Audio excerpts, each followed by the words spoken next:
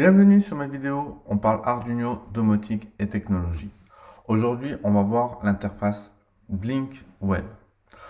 Donc, on va essayer de comprendre l'architecture de communication qui permet à tout ce système de fonctionner.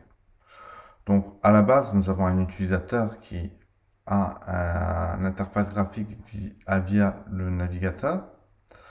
Ensuite, l'utilisateur interagit sur le navigateur qui établit une communication avec le WebSocket, qui communique avec le Python qui va gérer toute la partie software et commandes, et l'Arduino qui va gérer la logique matérielle qui va allumer une diode, l'éteindre ou faire autre chose.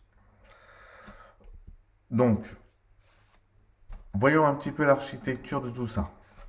Donc, la partie interface utilisateur est gérée par l'HTML, le app.js et le style.css.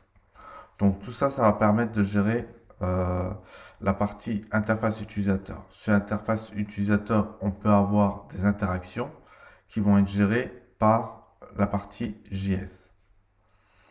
Ensuite, dans le projet, nous avons un main.py. Donc ça va être toute la logique software qui va être gérée par Python. Donc Python va faire le pont entre le web et l'Arduino. Il va gérer les états des LED de l'Arduino et diffuser l'information à tous les éléments, que ce soit à l'Arduino ou à l'interface graphique.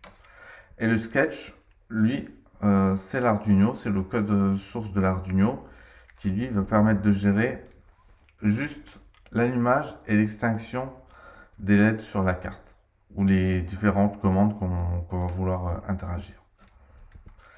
Donc au niveau de la chronologie de démarrage, vous avez l'Arduino qui démarre. Au départ, il démarre avec une LED éteinte.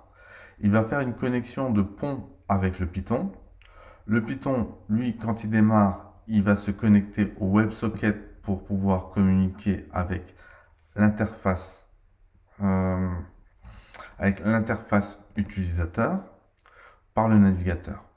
L'utilisateur ouvre un navigateur. Le WebSocket, la communication est établie. De base, à l'initialisation, il va faire un getInitialState pour connaître la valeur de la LED en question. Python va lui répondre et ensuite, il va afficher cette valeur. Donc voilà un petit peu toute la chronologie de communication de comment ça se passe à l'initialisation. Donc je vous ai tout mis dans des tableaux.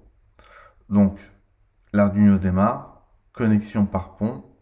Ensuite, vous avez le pont qui est mis en place avec le Python. Le Python démarre et ensuite le navigateur reçoit l'état de la LED. Et lors de l'interaction, vous avez un clic qui va générer un toggle qui envoie par son WebSocket emit l'information de toggle LED et Python va recevoir l'information, va commander la LED Arduino et va revenir vers le navigateur. Donc voilà pour les phases initialisation et les phases événements. Si vous avez des questions à me poser, je vous invite à remplir la phase commentaire.